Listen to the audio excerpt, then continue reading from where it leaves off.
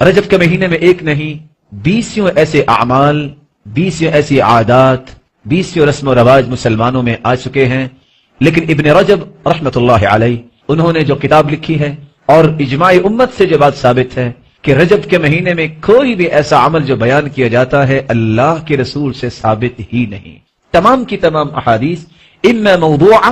औ मकदूबा औ दईफा, या तो वो झूठ है या मन घड़त किसस है या अल्लाह के रसूल सल्लल्लाहु अलैहि वसल्लम से वो साबित ही नहीं। इसलिए